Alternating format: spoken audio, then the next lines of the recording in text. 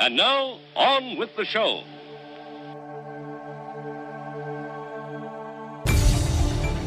The moment our fellow geeks, dweebs, nerds, and other unfortunates have been fervently waiting for has finally arrived. It's time for TMI, Confessionals of the Nerd Kind. And now, your hosts, Jeff Nerfherder Chandler, Jim Kaiju Baker, and Christina Yojimbo Henry. You can continue.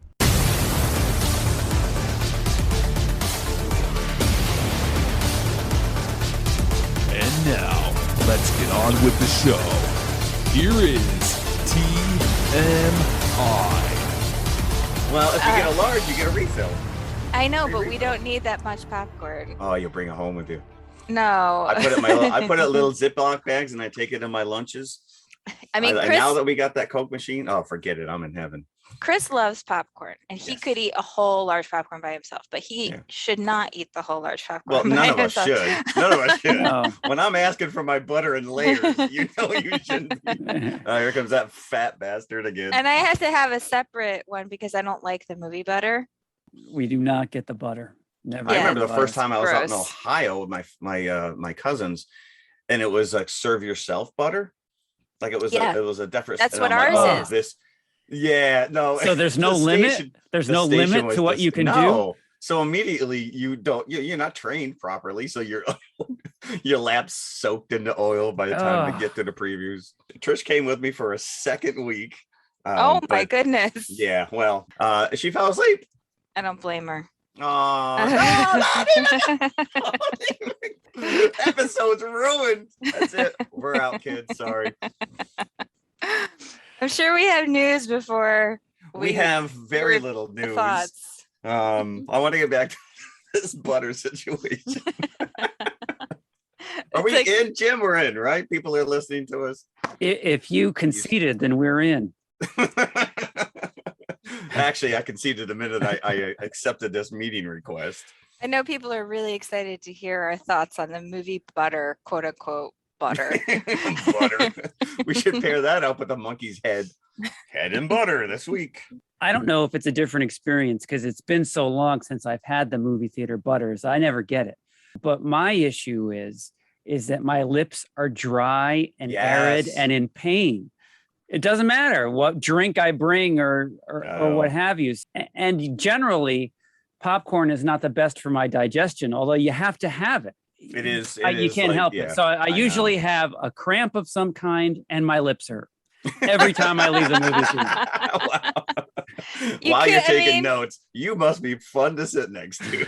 Our theater now has many, many food options. I'm sure yours does too. Like ours serves like actual food. We have alcohol, so there's no need to get popcorn if you see. I don't have. If I had alcohol, I'd be passing out. I'd be falling asleep. Yeah. When we came out of the theater, we went Friday night, 7:30, and when we came out, the lobby was hopping. So it's nice to see that people are going back to the theater. I don't know if they were all going to see Ghostbusters, but they were back.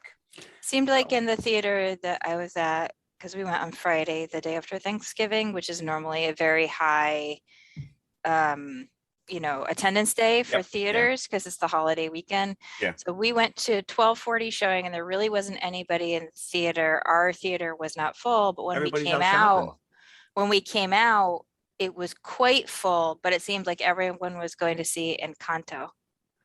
Oh yeah, there were a lot of families. I had a lot of families in Ghostbusters though as well. Yeah, I saw it down south. I was down there visiting relatives, and they take the entire Thanksgiving week off. So there were a lot of families, a lot of little kids. There was one, must have been 2-year-old, running up and down the aisles throughout the film. So thank you for that, whoever brought that child. Did you break out your proton pack? Shoot that kid, if I had one, if only I had one.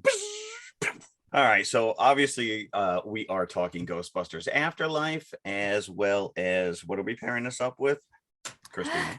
The Frighteners. The Frighteners.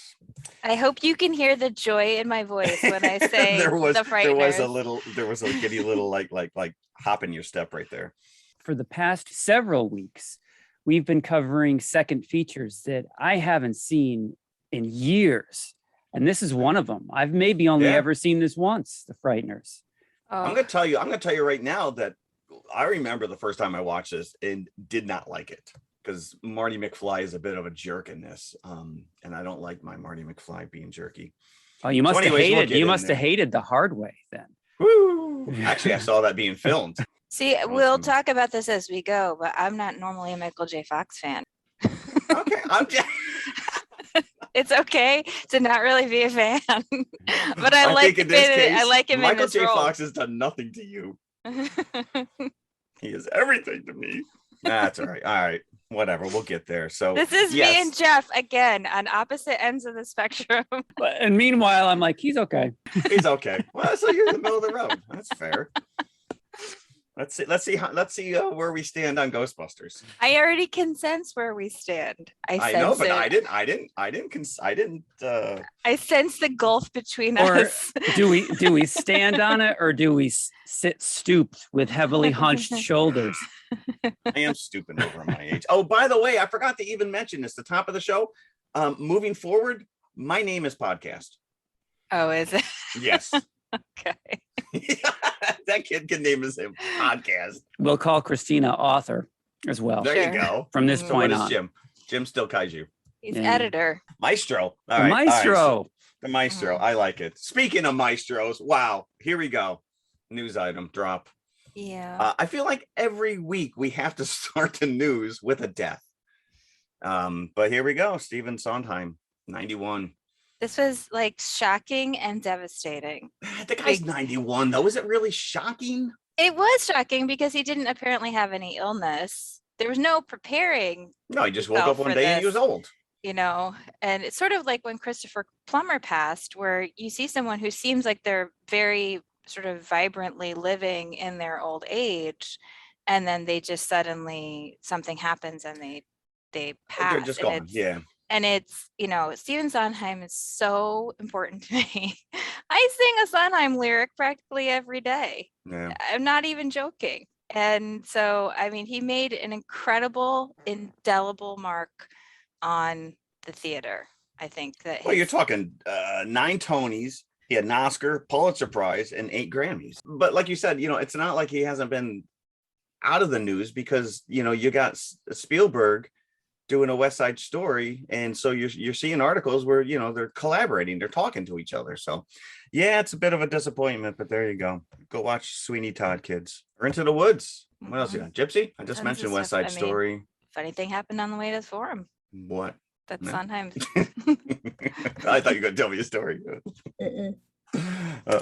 Yeah, I don't really have any. I do have some news items, but I really don't want to. They're nothing. I mean, listen, I could spend an hour here talking about this company that's cloning woolly mammoths right now to combat climate change, but that's not the podcast that No. we're on.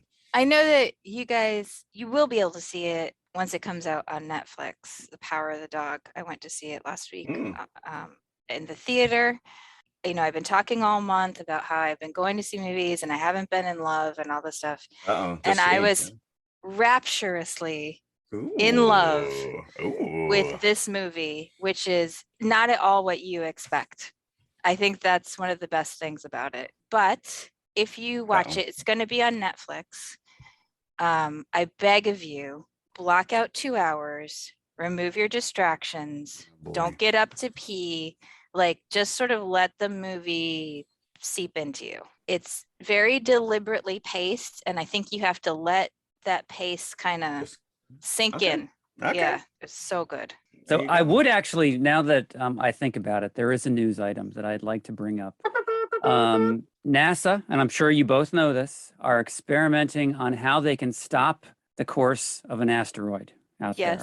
Did anybody call Bruce Willis? I saw this and I'm like, these guys better not send this our way. Once they do whatever they do with this damn thing, this is like the start of Armageddon. This isn't the solution to me.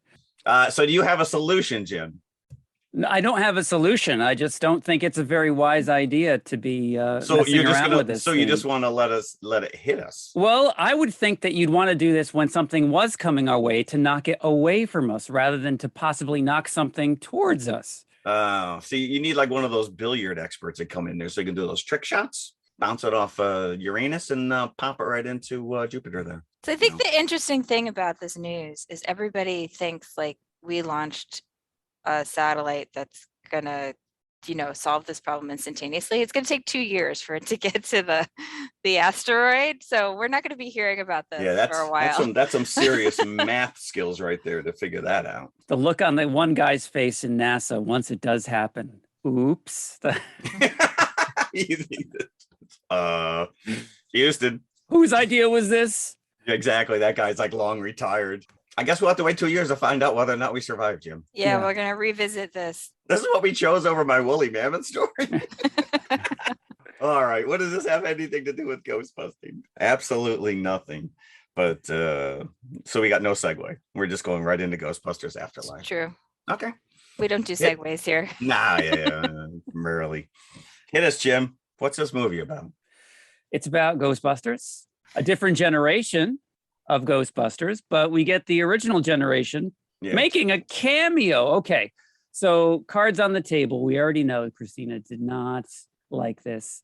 I was not enamored of it because it felt the movie didn't start until the last 10 minutes. Like you're waiting for this movie to begin. From the casting news, you know that there's going to be appearances. You get teased for maybe 5 minutes midway through, and then what you're there for, the major draw, doesn't show up until the end. Here's the thing. I didn't hate this movie. I thought it was cute, in the way that you're like, okay, well, this was a cute movie. Like it felt less like a Ghostbusters movie. If you removed all of the sort of little visual references that they were sprinkling throughout, it felt less like a Ghostbusters movie and more like an attempt to do like a Goonies or a Monster Squad or a Stranger Things, where you have like a team of kids. But the problem is these kids don't come together as a team in a meaningful way like they did in those older movies that we loved, where all those kids, like the Goonies, they're a team. Like they're a group of kids who know each other and they work together and they all bring like their own little unique talents to what they're doing. Correct. But that's not what happens here. Finn Wolfhard's character, whose name I've forgotten already because he's hardly in the movie. It was Trevor. Feels like he was too busy scrubbing the floors. He feels like he's not connected to what's going on with Phoebe. So then at the end, they sort of artificially jam these 4 kids together, Phoebe and Podcast, Trevor, and what was her name? Lucky? Lucky. All the characters feel a little underwritten, which is shocking considering it's a 2-hour film. Yeah. And they're the center point of the whole thing. Like Paul Rudd's character is a science teacher. So I thought, okay, he's a science teacher. So his science expertise will somehow play. No, not at all. As a matter of fact, he couldn't even figure out why the town was shaking with earthquakes. And it's like, but the entire town is built on a mine. Right. You can't put 2 and 2 together. That a giant hole under the ground. They're blaming fracking, by the way. Right. So it just didn't feel like the elements that were in the story didn't feel like they came together in an organic way to drive the plot. And like I said, if you took out sort of the little visual references to Ghostbusters, you have kind of like a cute kids movie, I guess. Yeah, that's what it was. And that's why it was so kind of disappointing. There's a lot of fan servicing going on in the way that Force Awakens did with Star Wars. This is the problem with these reboot reimagines of these franchises. I like this movie all the way up until the original Ghostbusters come back. And they shoehorned them in there. And that's why you don't see these kids come together, because they don't have to now. The real Ghostbusters are there to fix this situation. These kids are not, they're not forced to become a team. Yeah. And that's what's missing. I loved Phoebe's character. I enjoyed Podcast, but I felt that once the original characters are brought back in, that's where it lost me. I didn't like that at all. I could have done with an entire movie of these kids There needed to be like a handoff, though. I don't think that we're ready yet for a movie with just kids. I would have accepted this more if there was a transitional movie between, what came before with the real Ghostbusters and this one. That is so funny you say that because, again, for the second week in a row, my wife went to the theater with me, and I said, it's Ghostbusters. There's two movies. She's never watched a cartoon, which this movie borrows from a lot. The original real Ghostbusters cartoon series that ran in the 80s. There's a lot of stuff that's in this movie that carries over. But we're 5 minutes in, and she's like, who are these characters? Is this like the second movie? So she immediately was lost that there's no, you just start off with these other, it's almost like Lost Boys. It's a strange family moving into a strange town, and they got to deal with a strange situation. I will tell you, my audience was so into this. The stacked books in Egon's house, oohs and ahs, the first time that the terror dog shows up, when Ray picks up the phone, everyone, they were singing by the end of this movie. Oh my gosh, it's so much the opposite. Like I had a theater full of people who were like, okay, people didn't even really laugh. And I'll be honest with you, I only laughed at one joke. Oh, I laughed at all of Phoebe's stupid dad jokes. Horrible bad jokes. She's extremely cute. And she's a very good actress. I've seen her in other things. I just didn't feel like there was any substance here. And the thing at the end where the other Ghostbusters show up and you see the computer generated Harold Ramis, and then I got to the end and I was like, oh, so actually this isn't a Ghostbusters movie. This is a way to say goodbye to the co-writer of the original. Yeah. And I did feel emotionally manipulated. Of course I was crying. Yeah. I didn't even go that far. Everything had been set up just so you could reveal him at the end. Yeah. And I agree from the first frame of the movie. And that's why it doesn't feel emotionally satisfying. That's why it does feel like fan fiction, but like not in a great way, So what we're referring to, the character of Egon kind of drives this movie without actually, because of course Harold Ramis passed. The way that he's worked into the plot here leaves a lot of holes and a lot of questions.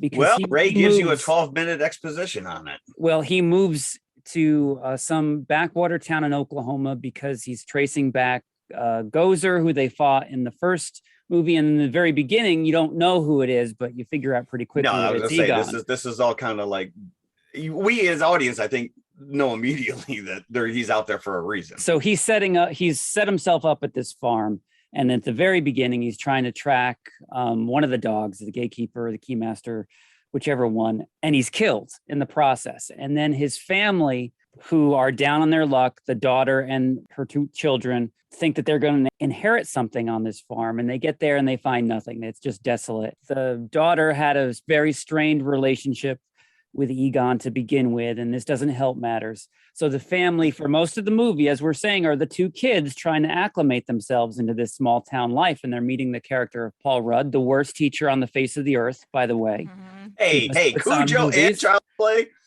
But I'm thinking, like, why is his character even here? Is he chasing what Egon? No, he's just a bad teacher, and he just happens to be there, caught up in all this stuff. And also, it doesn't really make sense. Phoebe's like a genius. Why is she in summer school? The mom apparently had very little skill. She spent all of her time bad mouthing her dad. Yeah. So the kids find, separately, and this is very important, as we were saying before, Phoebe and Trevor separately start to discover what Egon was into. Trevor with the Ecto-1, and then Phoebe like finding the downstairs basement room with all of how do you get out of that, by the way? You use the fire pole to go down there, but how do you get out? There's got to be a tunnel. And I did like the fact that, remember in the first movie, he tells Janine that he collects mold spores and funguses, and that's exactly what he has in the jars downstairs. Like Christina said, there's 1,000 nods to Ghostbusters as a movie, as a franchise. When Paul Rudd's character, he's like, you don't know about New York? Now we got to go to YouTube and watch the video of, these guys, the ending of Ghostbusters where, they're being heralded as heroes, and they're on talk shows and all this other stuff. Like these kids don't know anything about it. The big question for me is, even though Ray tries to explain it away, which is why wouldn't they brings believe the movie Egon? You know, it's not like you think he's insane. You've seen Gozer with your own eyes. Correct. Why would you question what this man is telling you if he thinks that Gozer is back? When the kids are locked up in jail, and she's like, "Don't I get a phone call?" And of course, you know, the infamous, "Well, who are you gonna call?" And like, I literally got goosebumps. I'm like, "Here we go," you know. And then she calls Ray, and then he just for 12 minutes just dumps this exposition on you, but why they're no longer a team and why Egon's a jerk. And he opens it up like, I hope he rots in hell. I'm like, that's pretty strong, because he also blames him for dissolving the Ghostbusters. But that's what Egon was doing. Just go to Oklahoma with him. Listen to what he's saying. Correct. Yeah. But let's talk about that exposition, because this is one of the problems with this film is the pacing is terrible. It's not sharp. It's like very drawn out in a way that I don't understand, because I feel like the plot, there's not a lot of plot to move, to be honest with you. And like I said, the kids feel underwritten in a weird way because they don't come together as a team in a meaningful way. They don't save the day. I mean, and solve the stuff and solve the problem. So in the end, you're kind of like, well, I spent 2 hours watching kind of functionally a literal remake of the original story, because they're just going after the same villain that they went after in the first film. Yeah, and this villain does not feel as threatening as the original Gozer. Like, you know, the whole point of the Stay Puft Marshmallow Man was choose the form in which your destroyer. That never plays out here at all. And why are there even Stay Puft Marshmallow people in here? It was Ray's nightmare, right? So absolutely no sense other than for marketing. Yeah. It feels a lot like the substandard sequel in any horror franchise. Well, these are the things that we have to do in our franchise. Bing, bing, bing, bing, bing. And it's a disappointment. It was cute. Like, I didn't hate it completely, but it did feel emotionally manipulative. The characters are weirdly underwritten. Like, it's just like struggling single mom. Here you go. Drop her in the middle of nowhere. Disaffected teacher who for some reason hates to teach. He said he loved to teach. But he doesn't teach. No, he doesn't teach. And he's not a very good seismologist either. Again, he's just there to give Phoebe, you know, some maps so she can figure this stuff out. I did like the kids. I agree with you. I was completely, you know, when he fixes up the Ecto one, and you know, the first time that they're chasing this muncher, it was fun. Yeah, when Phoebe's in that sidecar with the jump seat originated in the cartoon, by the way. Yeah. As well as a couple of the monsters that show up later when all hell breaks loose. Bringing up the Muncher and bringing up the Marshmallow Men and bringing up Gozer and the Gatekeeper and the Keymaster. It's just a retread of the first movie. And it's just a very bizarre way to kind of bring it to Oklahoma as well, because you have this cult leader who like built the building with girders from Oklahoma and New York. And again, this is J.K. Simmons completely wasted in this role. I just stopped trying to understand what this subplot was about this guy at one point. Like, I'm just gonna watch the eye candy. And he didn't play into it other than the throwaway line that you know, the girders that built the building in the first one came from this mine. What does that have to do with anything? Correct. Why was he buried there? Why was he just, you know, and he wakens up just for her to kill him? And like, it made no sense. There was nothing to the character whatsoever. You're right. Completely. I feel like the thing is, the more we talk about this, the worse it gets. The less substantial this movie. All right. Well, can I talk? I will talk of the music, the Burns. I mean, they leaned heavily. It just is. It's almost like they picked up the original soundtrack. Mm-hmm. They just grabbed his track and just laid it on top of this movie. Yes. And you know, and I hate to say it, but the nostalgia level on that worked with me immensely, because it takes you to that place when the original Ghostbusters finally show up. All you're doing is looking at them going, look how freaking old they are, you know. And they're old. I get it, but you know, in my head they're still 20-something-year-old Ghostbusters. You're seeing them on the video, you're seeing them in the YouTube. You know, you talk about the fact that these kids, their story arc went nowhere. And that's why, because it came to a screeching halt, because they brought in the original cast. Yes. And I think sometimes, you know, Jim, you just mentioned Rise of Skywalker. That whole Star Wars sequel series from Disney just leaned way too heavily, like they're shoehorning these original characters in there because that's nostalgia. That's what people want to see. But then make them the stars of the damn movie. Don't throw them in there as an afterthought. Yeah. You know, the two end scene, you know, we get Janine really early on, like literally the minute the kids walk into this abandoned farmhouse, she shows up. Like she was help paying the rent, but she never tried to get the team back together or you know, help Egon fight this thing. Oh, he's all by himself out here in the middle of nowhere. Yeah, and did they have a relationship? Who is Egon's wife? You know, whose daughter is this? Yeah, no. And again, you know, we know that it was Egon, even though it's all in shadow and you don't really see him up front in the opening sequence, you know, where he's being attacked and he's trying to trap this thing. And it's all, you know, his face is all covered in shadow, but we know it's him. But yeah, then you bring in Janine and the little girl Phoebe, they go out of their way to show, look, she's got the same exact glasses as Egon. We know that. Right. You know, you didn't have to tell me because you don't know. They don't mention Egon's name, Spengler, for the longest time. It takes the kids to figure out who their grandfather actually is. So they don't share the same last name. Yeah, I did not like the fact that they just beat down and berated and belittled this character who is now dead. Oh, that's the other thing too. The little girl tells podcast straight up, I don't believe in ghosts. And yet the next day she's playing chess with her dead grandfather. Oh my gosh. And she doesn't think twice about it. That scene, like, there's so many predictable things in this movie, but that was absolutely the most predictable. She went to sleep and I was like, and when she wakes up, the pawn will be moved. Yeah, sure. You know, there's just nothing, there's nothing here. You know, it's very frustrating because we talked about this afterwards, you know, my family. We all like Answer the Call, the reboot that came out a few years ago. But none of us like Ghostbusters 2, which I think is terrible. Yeah. No matter what, everybody's trying to find this lightning in a bottle that was the first movie. Yeah. And you can't put lightning back in the bottle. You just can't. You want better Ghostbusters? Go back and watch the original real Ghostbusters. There's 140 episodes. Whatever you think about Answer the Call, it was at least sharp. It was funny. This is not sharp. Like, it feels soft.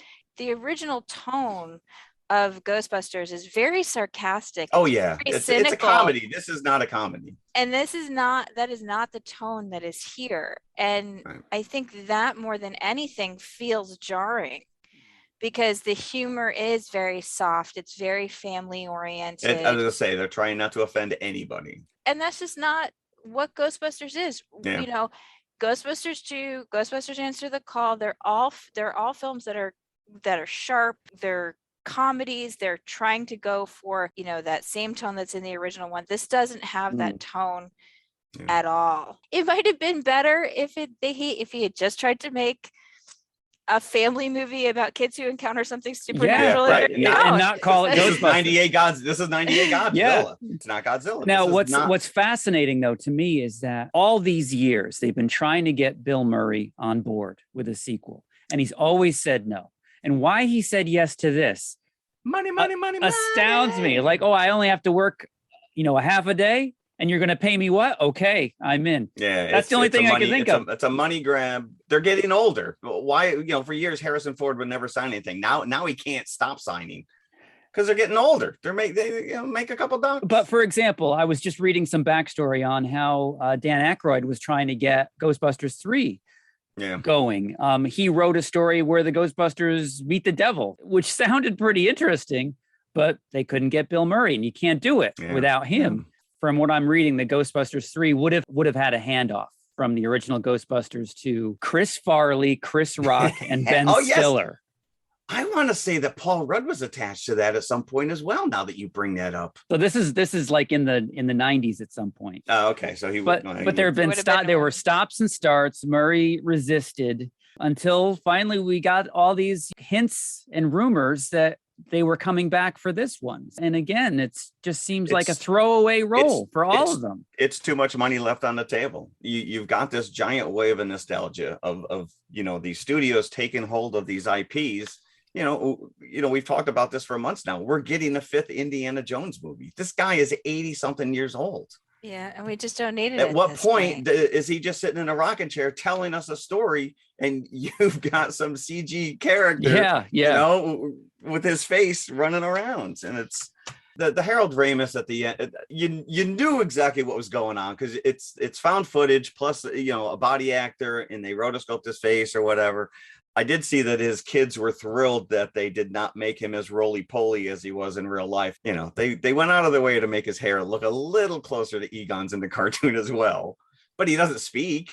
He just kind of looks and nods, and it's I was glad that he didn't talk. I know. No. If they make him talk, I just won't be okay. And I got very emotional. It was sort of less about the movie and more about the fact that like Bill Murray and Harold Ramis hadn't talked for 20 years because they had a falling out on Groundhog Day. And, you know, Bill Murray like went to see Harold Ramis before he died. And like they literally had not talked for 2 decades. These two people who had done so many things together. Yeah. And so I was getting emotional more because of like the real life implications of the story.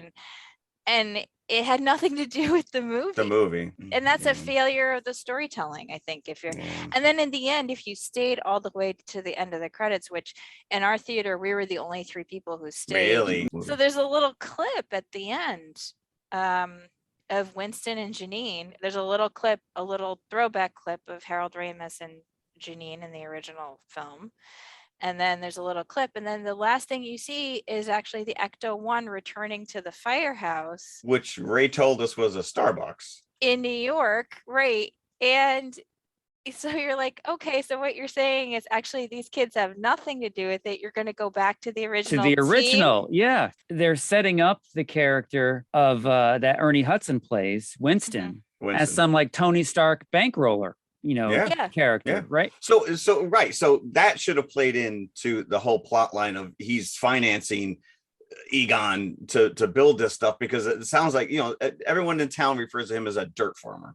He doesn't really seem to do anything except go to the hardware store and buy shit. So where is he getting his money from? And what's the end result going to be? The firehouse still has the containment thing in place for the ghosts. 20, 30 plus years. And so later. It was blinking. Does that mean that whatever is in there is about to get out again? Apparently. Right. It just felt like a setup that was not going to have anything to do with these kids. Agreed. And like we were saying, I think that the original cast kind of overshadow everything else that's going on here. That it could have really been a great movie bring if them it in was on its own. If you didn't have all this baggage going into it, knowing when's Bill going to show up. They don't even know what a ghost containment is. You know, they're like, we don't know what that is. Yeah, we just brought this into school. And yet all of a sudden they've got all the equipment hooked up to it, the pedals. They know exactly what they need to do to open it. They know how to work the proton packs. You got the damn marshmallow dudes chewing through the wires, and yet somehow it magically works at the end. So bring in these Ghostbusters, right? Take it from point A to point B. You know, have Ray teaching these kids how to use this equipment. And that doesn't happen. When they show up at the end, everyone in my theater is like, oh, there they are. And I'm like, I could have done without them at all. I think that the interesting thing is like the Ghostbusters that came out in 1984 was not meant for kids at all. No, you know, it's not a kid's movie. But Ray gets a barrage from a ghost. I know. Do we forget about that? And that's the thing. I was an actual kid when that movie came out. I was 10. And of course, a lot of the sexual innuendo, of which there is a lot, went over my head. Listen, I was 15 and it still went over my head. At that age. I think kids who see this now are not going to have the same feeling that we had in 1984. It's not going to become like something that you quote and that you want to watch again and all that kind of stuff. And you had we've said this multiple times on the show, we had very little access to media outside of a VHS tape, a theater, and 13 channels on television. These kids are bombarded. They're constantly on their phones. They're being swallowed up by TikTok videos. They don't even, there's nothing, it's like flavor of the day. There's no collective experience. To actually have someone like that in that mind frame sit down for a 2-hour movie is difficult. Look at the news items on your phone. It's like a blurb. It's not an in-depth article from Wall Street Journal. Nobody wants to read that. No one will read that anymore. It's headlines. Moving on. Definitely. Moving What on. kind of buckets would we Let's give move on. Ghostbusters? I liked it. I was invested as a Ghostbusters fan. You know, the fan that they were the stuff that they were throwing out there. I enjoyed. I really felt that the bringing back the original characters in the way that they did for nothing more than a cameo diminished the rest of the movie. I will still give it 3.5, but I'm deducting half a bucket because there was no Slimer. Yeah, Not even a muncher. mention. A muncher. Muncher. Yeah, they got a muncher. You can keep your muncher. I want Slimer. Slimer had his own cartoon. Come on. Ecto Cooler is back, which I can't find anywhere. Lauding that to my son last night as we're running through Walmart trying to find it. Anybody come across is that it? Hawaiian Punch? Is that a flavor of Hawaiian Punch? C. It's high C. Okay. And it is like Freon colored green. It is, yeah, it does not look healthy in any way, shape, or form, but I absolutely loved it. So if anybody out there has some, send it to me. See, now for my buckets, I was pleasantly entertained by this kid story and the Oklahoma setting. But again, I spent the entire movie waiting for the original Ghostbusters. How are they going to come into this? When are they going to come into this? So it was a major distraction as to what they were trying to achieve. And yeah, I completely agree that it's two different things that they just kind of smashed together into this movie. And it's almost like a concession to the fans. Like, well, we have to bring back the original Ghostbusters in order for anybody to enjoy this, which wouldn't necessarily be the case. So looking at it that way, I kind of appreciate a little bit more of what they were trying to do. I still wouldn't go as high as you, Jeff. I think I would give it a solid 3. That's why I said I'm somewhere in between the minute you two started talking. So, because I know Christy is going to be low. It's not going to be as low as some things. Well, listen, we're not going Condor Man here. Wait, well, no, you gave something. What was the one you gave 0 to? Dune. Oh, speaking of Dune, who has the most hair, Chalamet or Wolfhard? I think that should be a hair off. Yeah, that is a hair off. I'm gonna say it's like a 2.5. But again, like at least as far as films we actually reviewed for this podcast, the streak continues. I have not loved anything we've reviewed that was a new feature for like 5 weeks now. Let's go to the concession stand and let's come back for the Frighteners. Can you look for Ecto Cooler for me?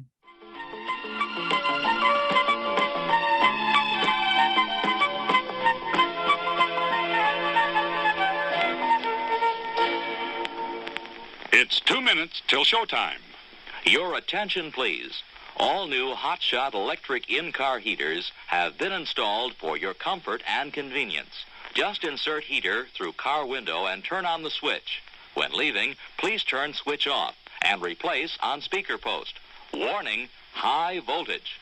For your own safety, do not attempt to repair or remove wires. Do not attempt to open heater unit. If you need assistance, please notify the theater box office or concession manager. All right, we're back. They did not have Ecto Cooler, Jeff. Yeah, of course not. Did they have pudding pops? No. You have pudding pops at your place? No. Yes, because I want to eat like a 4-year-old. Is that what you're implying? I used to love pudding pops because they had, it wasn't just that they were pudding. It's because they had that weird like icy crust on them. So like when you bit in, it was icy and then the inside was creamy. Did they also have jokes on the popsicle stick?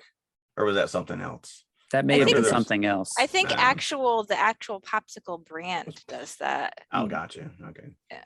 I would have been having my Ecto Cooler with SpaghettiOs and meatballs. SpaghettiOs. My wife won't even allow me to have that in the house. I never ate SpaghettiOs. Yeah, well, I was not Italian. That was Italian meal for me. I remember the first time I had raviolis at my in-laws, and I'm like, "There's no meat in these. They don't put meat in raviolis." I'm like, "Chef Boyardee does. Where's that?" Now I want some. Now I got to go back to Walmart. All right, Frighteners, 1996. Yes, and this is a movie I think that sits in a really weird space because it has a very, I think, passionate following, of which I am one. But it's not necessarily a cult movie. Like, it never sort of built the kind of following that a cult movie gets. It wasn't as popular on release, I think, as it could have been. I feel like it's just a movie that's never truly found its audience, but this is absolutely one of my favorites. It is a horror comedy about a man named Frank Bannister, played by Michael J. Fox, who can see spirits, and he's basically a con man. He has some of the spirits go to people's houses and pretend to haunt them, which is genius, by the way. It is like just abuse ghosts. But what's in it for them? What's in it for them? Does he pay them? Well, they got nothing else to do. He, in the midst of all this, gets caught up in these mysterious deaths that are occurring in his town, where people seem to be dying because their hearts have been squeezed to death. And of course, this problem is supernatural in origin. So, and this is just a film that I love. Like, it has so many great character actors in it. Jeffrey Combs from The Reanimator. Yes, he is outstanding as a completely over the edge FBI agent named Milton Dammers. John Astin as John Astin. And John Astin is actually the reason why we have the gift of Sean Astin in there we go. Lord of the Rings, because he had worked with Peter Jackson before, and he told Sean to go and work with Peter Jackson. Michael J. Fox, which I mentioned earlier, I'm not normally a fan of his. I like him in this role. I think he actually is better suited to something that has that little hard edge. That's one of the things I actually like about this character. And Dee Wallace-Stone as Patricia Bradley, the supposed manipulated victim of the spree killer, Johnny Bartlett. But it turns out, of course, that she was a co-conspirator. You see, there's our connection between Ghostbusters Afterlife and this, is because Paul Rudd shows Cujo in his class at one point. Oh, that's right. Yeah. So there you go. There's our connection. Dee Wallace. Well, she was Elliot's mom, right? In E.T. Right. And actually, I always refer to her as E.T.'s mom because of Scream. Because in Scream, the girl goes up to Randy in the video store and says, "What's that werewolf movie with E.T.'s mom?" There you go. Howling, by the way. Yes. Which we also have reviewed. That's right, we have. So that whole subplot gives a nice dose of Carrie to the proceedings as well, because Dee Wallace's character is locked up by her mother. So you think she's a victim. That's not the case at all. Yes. And she was based on the characters of Johnny Bartlett and Patricia Bradley are based on Charles Starkweather and his girlfriend, his real life girlfriend, Carol Ann. I just forgot her last name, starts with an F. Like a real life killer? Yeah, Starkweather was a real spree killer, and he had a 14-year-old girlfriend who was his accomplice. She did look young in this. I mean, this is 96, which is well after E.T., but Dee Wallace, I think, does such a great job with this character because she's able to pull off that kind of like girlish helplessness. Like, like you really buy that she's the victim. And you buy the fact that the mom is the evil one that's keeping, the evil stepmom that's keeping her locked up in the house. I will say that I remember not liking this the first time I saw it, and I may have only seen it once or twice in my life. Okay. Again, Michael J. Fox is kind of playing against Marty McFly because he's not a likable character. At first, you do get a little bit, you find out about his wife in kind of, this dream house that he was building for them. And it's just he just stopped making it. He just stopped working on it after his wife passed away. And you realize that this guy has no friends whatsoever, except for these ghosts, this Cyrus and Stuart that he's abusing. Because they got nothing better to do but to con people. I will say, I know you and I, Christina, we both watched the director's cut, which is an extra 14 minutes. Yeah. It is available on Tubi, but I don't know if it's that version. Yeah, I watched the version that's on Amazon Prime, and I don't believe it was the director's cut. It was an hour and 50 minutes, what I watched. That's the original theatrical That's the original. Cut. Right. Well, I was reading that Universal gave Peter Jackson final cut. So why is there a director's cut? Yeah, I found a website that kind of compared this, and it's just like extensions of little scenes here and there. It's nothing. It's not like you get like a 6-minute scene that's not in the theatrical cut. It's just extensions of little scenes here and there.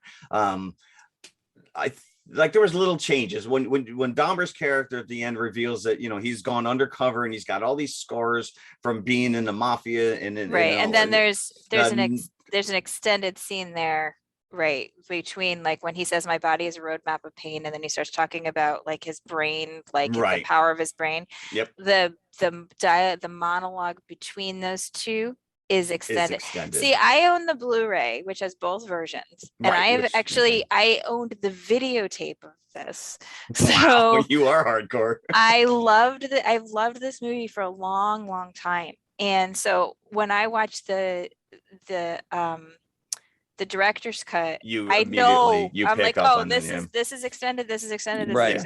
Well, Universal was so impressed with the Frighteners that they moved it up 3 months because it was originally going to be released in October, and they jumped it into the summer, and which probably was the worst thing they could have possibly done because it put it in direct competition with Independence Day. Yeah. And it opened the same day as the Summer Olympics. Yeah. And obviously like a horror comedy, this would have been like perfect counter programming for October to like to the heavy horror franchises. Yeah.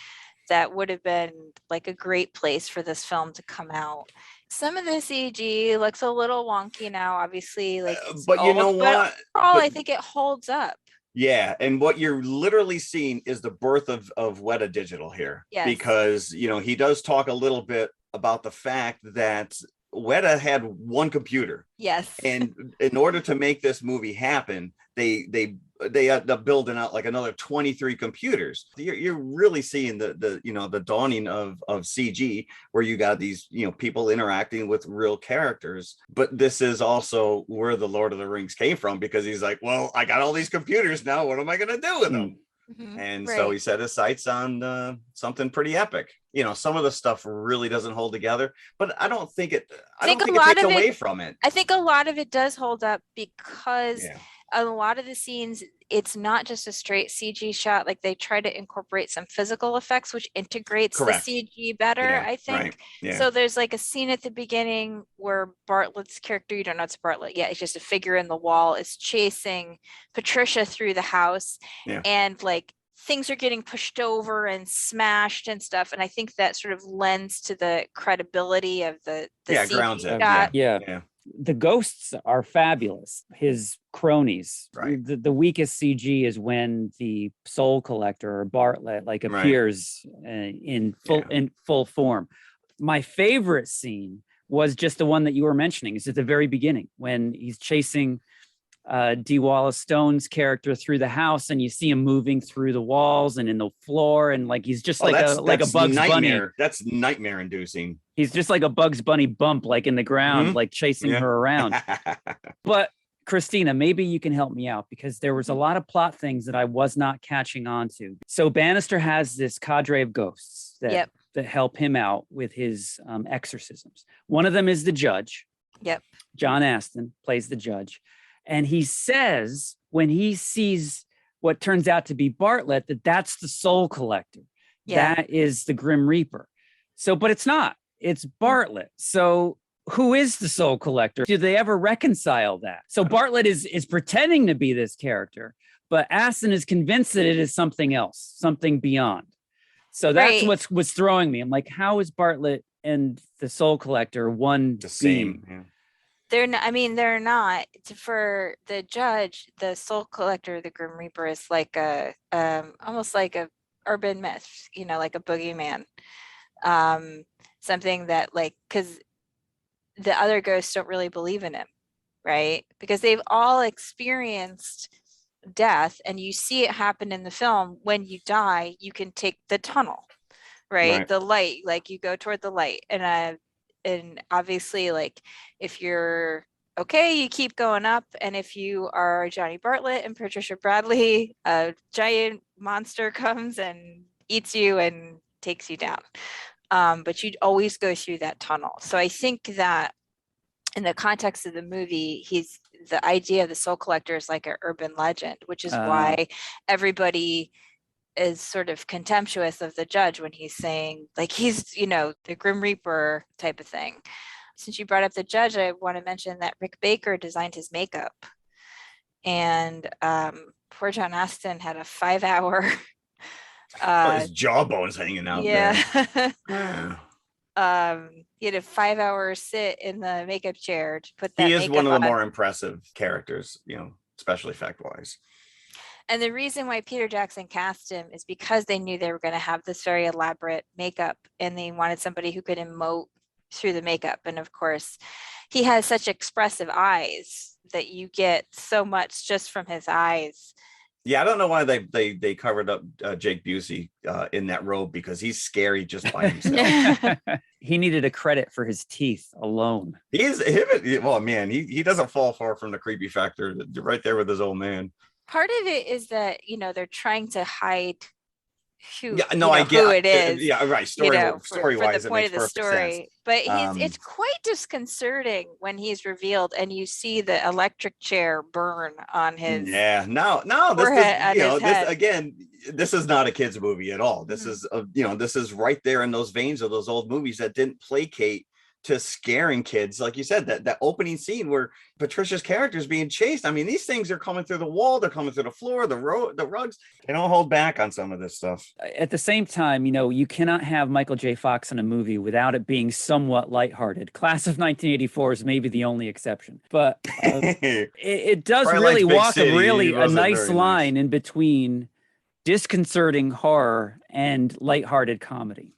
Mm-hmm. And you can't help that when you have Michael J. Fox as your lead. No, but when you add in barbiturates and hypothermia, it does get a little scary. I think it has. Let me just kill myself. Even when he's going to kill himself, though, I'm like, oh, that's funny. Look at him, he's cute. He's going to shoot himself just so he can go and save Alex P. Keaton. Why do some of so Cyrus and Stewart are always Cyrus and Stewart, but when Ray dies, he starts to deteriorate in his ghost form. Every time you see him, his nose and eyes are running, then his skin is starting to fall off. No, Stewart and Cyrus are also deteriorating. But a much slower rate, because obviously they've been doing this with Frank for quite some time.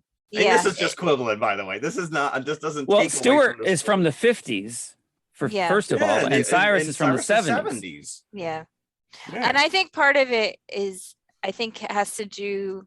I don't think this is explicitly stated, but my perception of it is that it has to do with the ghosts themselves. Because like Arlie Ermey's character, he's playing his Full Metal Jacket character in the seventh series, which is fun. That's what he always plays. I don't know if he's ever played anything else. Yeah, by any means. Yeah. Is not deteriorated at all, and he's clearly been there for a while.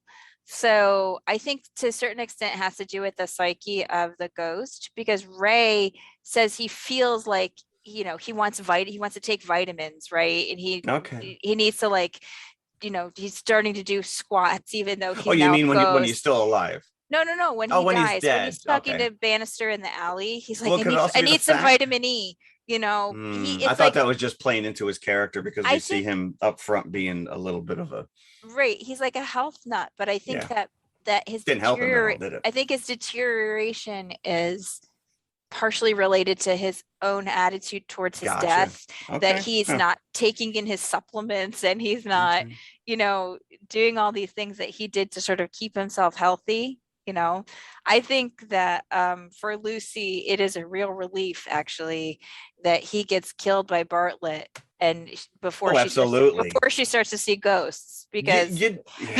wasn't. You're right. You were happy to see them, but you know what I found really kind of disturbing is the fact that Ray. It's their anniversary coming up, and so Ray makes reservations at Excalibur, right? And then he dies, and she keeps the reservations and takes Frank. And I'm like, why? That she can talk to him. That's so she can talk to him. Right? I know. That's a little. Find another venue. Now, I want to also know who just was killed by a heart attack, quote unquote. Tell me about the logistics. Tell me about the logistics of the undead, because Frank at one point says that after you die, you hang around for about a year before you move on. But obviously, No, he says you have a second chance. You have a second chance, but they haven't taken it. Yeah, they've chosen not to take their second chance. They've chosen not to take it. Or the judge for that matter. So basically anybody that we're seeing. Or the other, Mr. Full Metal Jacket in the graveyard who said his tour of duty is 85 years. So I wonder who gave him that tour of duty. Interesting. I wonder if it's in Michael J. Fox's contract to run into a fence in every movie he's in. What's interesting because the way he drives, it's like he's trying to kill himself. Well, I think it's Benny the cab from Roger Rabbit. This thing, the whole scene where he's, come on, show a little respect. It's a funeral. I think the way he's driving, it's just he's trying to sort of passively kill himself. He's trying to get himself out of his life. He was right when he realized that the only way to kind of fight this is to be dead. He was more than willing to put a gun to his head. Yeah, because he's a terrible husband. He is a terrible husband. Because first of all, he is because he has a mullet. When you see those. You see the flashbacks. The only thing worse would have been a man bun, right, Jim? When he goes up to heaven after he successfully dies and he's in heaven and he sees his wife and she says, be happy. I would have said, a basketball court? Really?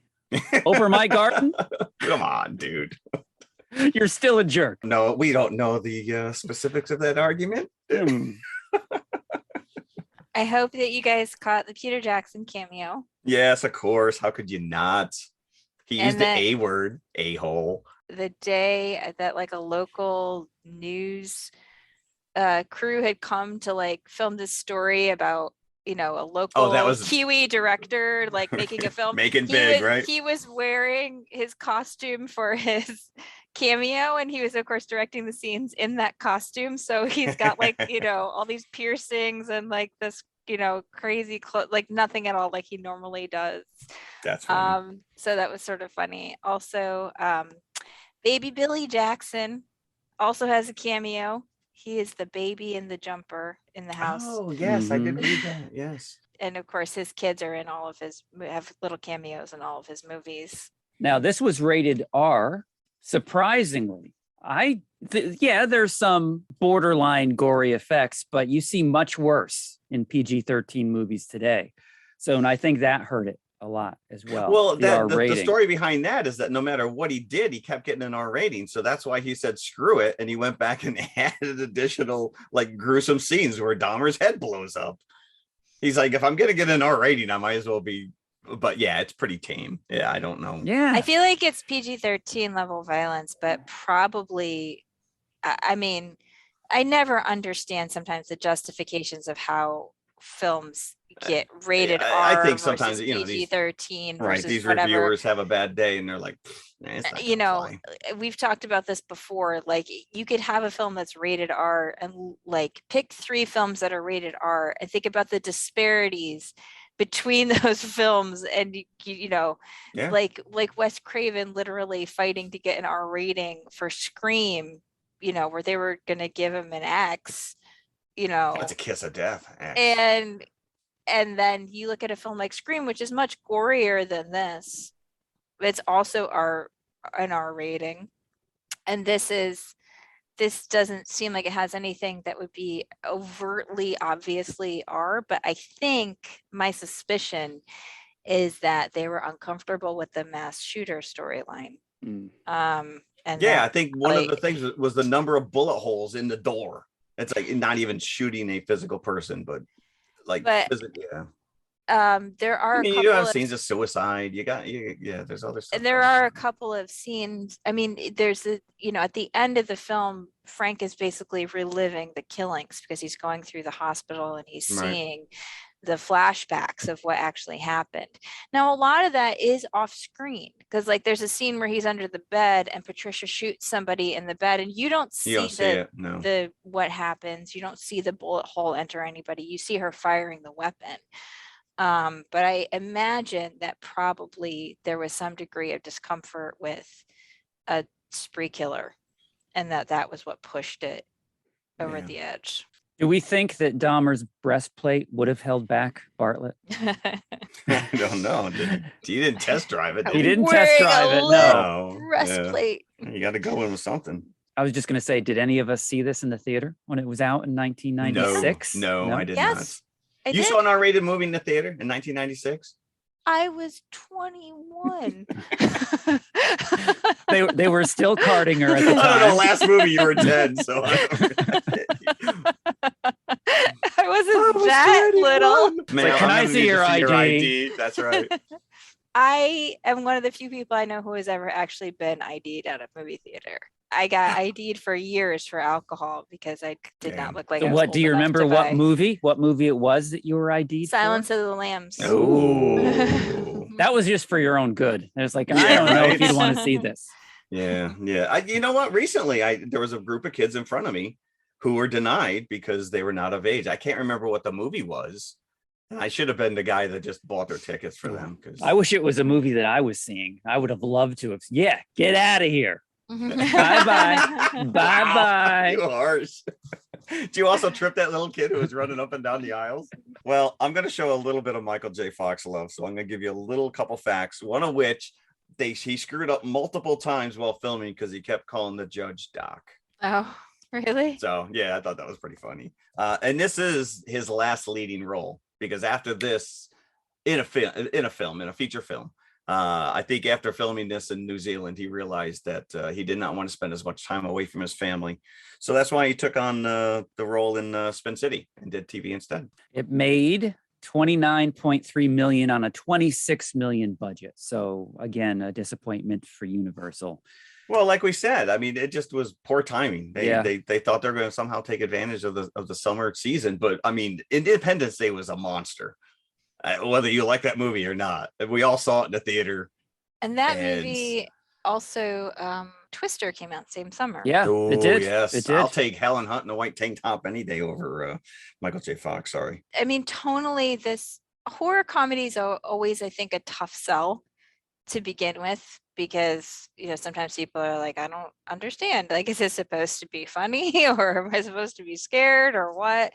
And I think it's a tough sell, and I think your marketing campaign really matters when you're trying to sell a movie like this. And this just doesn't feel like a summer movie to me. This is actually an example of where all the seemingly disparate plot elements come together in a really nice way at the end of the film, sort of the opposite of our last film.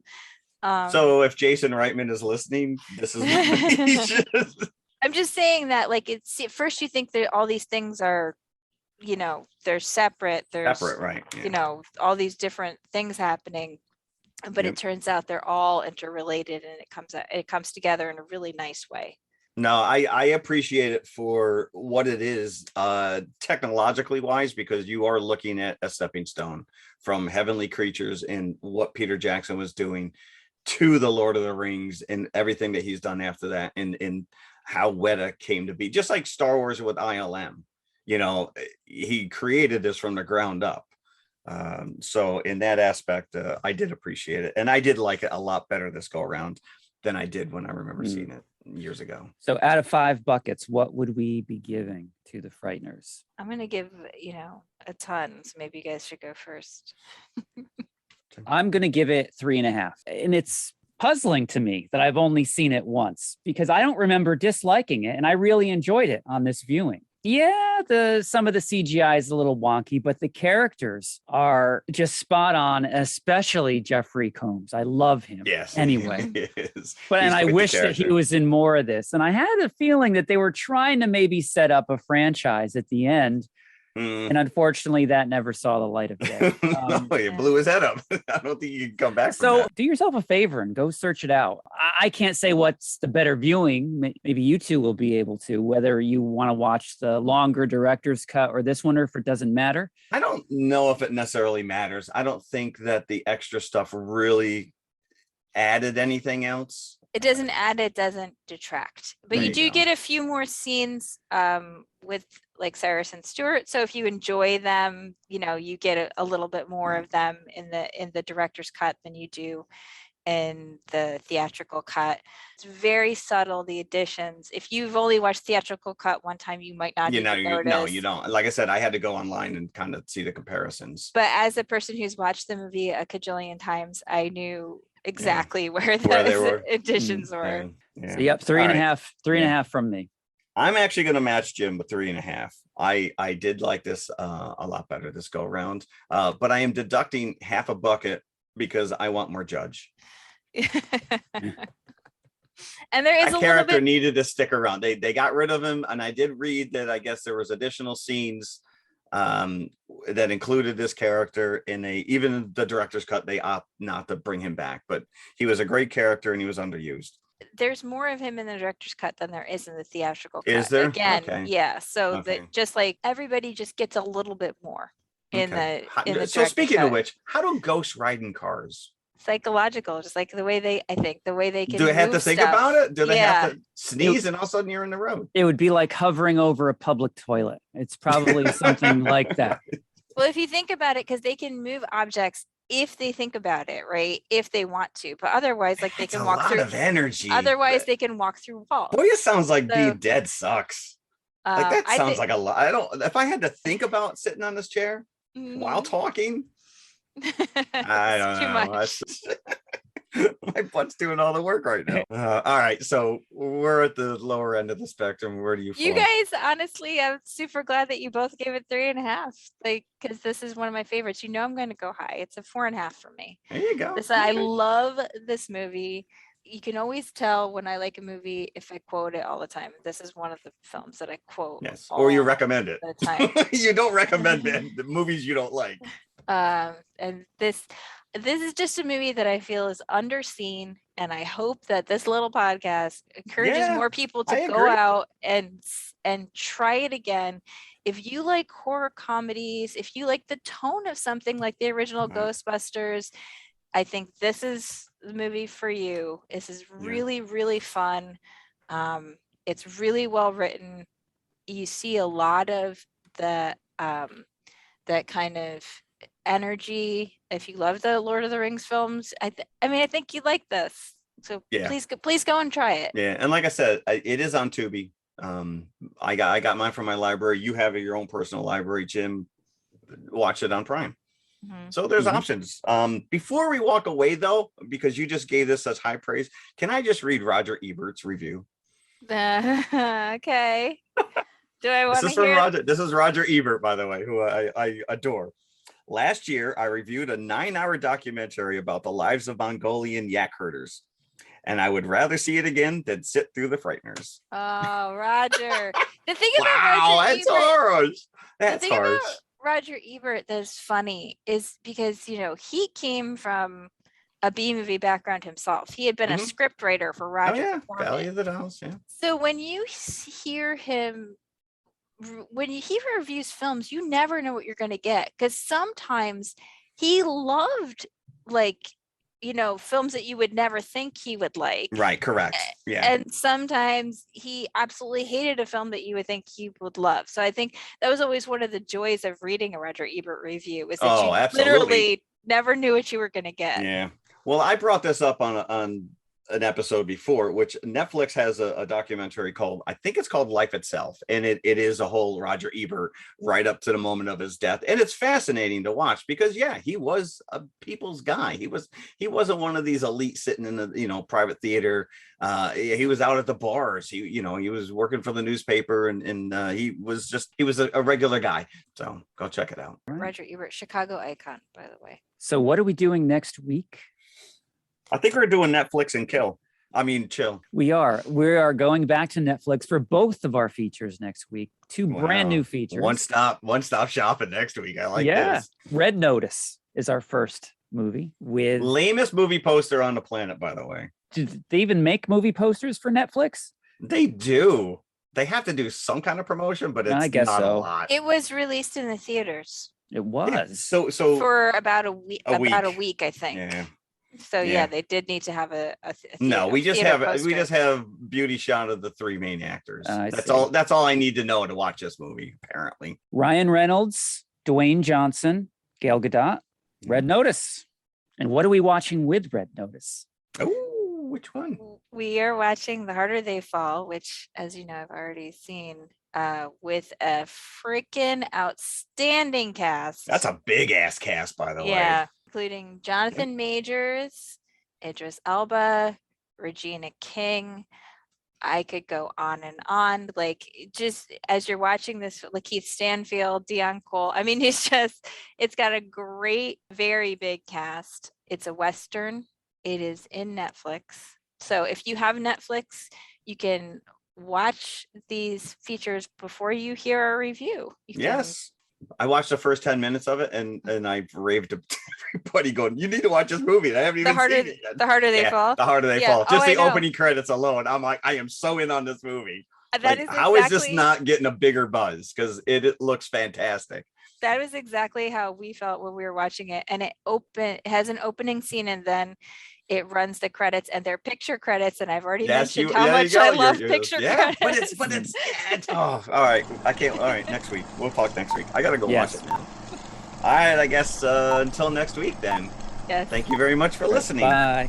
Bye. Hello, everybody. If you liked the podcast you just heard, then please follow TMI on all of our social media outlets. First and foremost, email us at tmipodcast2018@gmail.com. That is tmipodcast2018@gmail.com. And you can follow us on Twitter at TMI_podcast2018. Stop over, say hi, give us a compliment. We'd love to hear from you. Awesome. Make sure you follow us on Instagram as well, which is also TMI_podcast2018. And of course, we are on Facebook, facebook.com/TMI Podcast 2018.